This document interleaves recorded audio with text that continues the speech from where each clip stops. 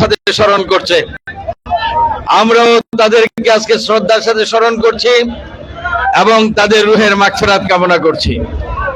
এই আন্দোলনে যারা আহত হয়েছে, ক্ষতিগ্রস্ত হয়েছে, মামলা মোকদ্দমায় অনেক দুঃখ কষ্ট বেদনা সহ্য করেছে, সবার প্রতি আমরা সমবেদনা জানাচ্ছি এবং মহান আল্লাহর নিকট সকলের রোগ মুক্তি এবং সফলতা কামনা করছি। 1 বছর ঘুরে আজকে এই বিজয়ের দিনে সারা বাংলাদেশের সংগ্রামী জনতা আজকে আনন্দ উল্লাসে মেতে উঠেছে। বিজয়ের আনন্দে আজকে বিজয় মিছিল করছে, বিভিন্ন অনুষ্ঠান করছে। সিদ্ধিরগঞ্জ থানা বিএনপিও আজকে এই আয়োজন করে এক নতুন যুগের অধ্যায়ের সৃষ্টি করলেন। এত বড় মিছিল ইতিপূর্বে আর কখনো হয় নাই। এই যে মিছিল, এই মিছিল শুধু আনন্দের মিছিল নয়, এই মিছিল আজকে শপথ নেওয়ার মিছিল। 1971 সালে মহান মুক্তিযুদ্ধে অংশগ্রহণ করে রক্ত দিয়ে দেশ স্বাধীন করেছি। আবার 24 সালে জুলাই আগস্ট আন্দোলনে বুকের তাজা রক্ত দিয়ে স্বৈরাচার মুক্ত বাংলাদেশ গঠন করেছি। আজকে মানুষের মনে নতুন স্বপ্ন, নতুন চেতনা, গণতান্ত্রিক এক সুখ শান্তিময় বাংলাদেশ গড়ে তোলার, এই বাংলাদেশ গড়ে তোলার আন্দোলনে আমাদের প্রিয় নেত্রী দেশনেত্রী বেগম খালেদা জিয়া এবং তার সুযোগ্য সন্তান আমাদের প্রিয় নেতা তারেক রহমান আজকে নেতৃত্ব দিচ্ছেন, আগামী দিনেও নেতৃত্ব দিবেন। আমরা তাদের নেতৃত্বে ঐক্যবদ্ধ থেকে বাংলাদেশের মানুষ যা প্রত্যাশা করে, ফ্যাসিস্ট শেখ হাসিনার পালিয়ে যাওয়ার পর সে আশা আকাঙ্ক্ষা প্রত্যাশা পূরণে আমরা আমাদের যথাযথ ভূমিকা পালন করব।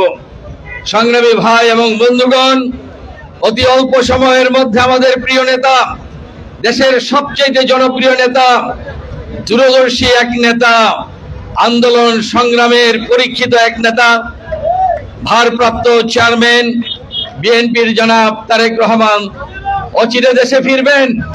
যেদিন দেশে ফিরবেন ওই দিনটিকে আমরা বাংলাদেশের ইতিহাসে নতুন এক ঐতিহাসিক দিন হিসাবে গড়ে তুলব। আমরা ঐতিহাসিক এক ইতিহাস আমরা রচনা করব ইনশাআল্লাহ। সবাই প্রস্তুতি গ্রহণ করবেন। যেদিন ঢাকা বিমানবন্দরে অবতরণ করবেন, ঢাকার কোন রাজপথের কোন একটি অংশ যেন খালি না থাকে। সারা বাংলাদেশের মানুষ আমরা প্রিয় নেতাকে অভ্যর্থনা জানানোর জন্য, স্বাগত জানানোর জন্য সেদিন আমরা সমবেত হব। এখন থেকে সেই প্রস্তুতি গ্রহণ করতে হবে, কারণ সমগ্র জাতি উন্মুখ হয়ে আজকে অপেক্ষা করছে জনাব তারেক রহমানের আগমন এবং তার সুযোগ্য নেতৃত্বে দেশ আবার গড়ে উঠবে। ফ্যাসিস্ট শেখ হাসিনা যে দেশকে ধ্বংস করে গেছে, সেই দেশকে আবার তিনি গড়ে তুলবেন, মানুষের মুখে হাসি ফুটাবেন। এই জন্য আজকে মানুষ অধীর আগ্রহে অপেক্ষা করছে। বিএনপির নেতা কর্মীদের দায়িত্ব কর্তব্য হবে যে আমাদের প্রিয় নেতার হাতকে শক্তিশালী করার জন্য ভালো মানুষের নেতৃত্ব প্রতিষ্ঠা করতে হবে, খারাপ মানুষদেরকে দূরে সরিয়ে দিতে হবে, দলকে ঐক্যবদ্ধ করে সুসংগঠিত করতে হবে, প্রস্তুত থাকতে হবে প্রিয় নেতা আসার পরে যেন আমরা তার হাতকে শক্তিশালী করতে পারি। এমন কোন কাজকর্ম করা যাবে না যা দিয়ে দুর্নাম হয় দলের, ক্ষতি হয় দলের, এমন কোন কাজ করা যাবে না। যারা ইতিমধ্যে অনৈতিক কাজে অংশগ্রহণ করেছে আমাদের নেতা, তার বিরুদ্ধে শাস্তিমূলক ব্যবস্থা করেছে, তাকে দল থেকে বহিষ্কার করেছে। এটা অব্যাহত আছে, আগামীতে অব্যাহত থাকবে। কাজে আমাদের নেতার কাছে বিচার আছে, নেতার কাছে খোঁজ খবর আছে, কে কোথায় কে কি করছে।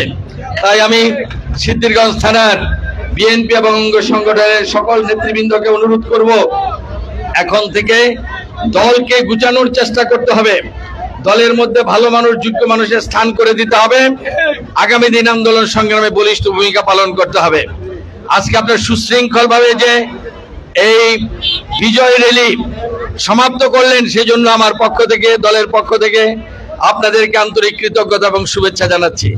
আগামী দিনগুলোতে এরকম সুশৃঙ্খল ভাবে, শান্তিপূর্ণ ভাবে আমরা সকল অনুষ্ঠান করব, এটা আপনাদের কাছে আহ্বান জানাই।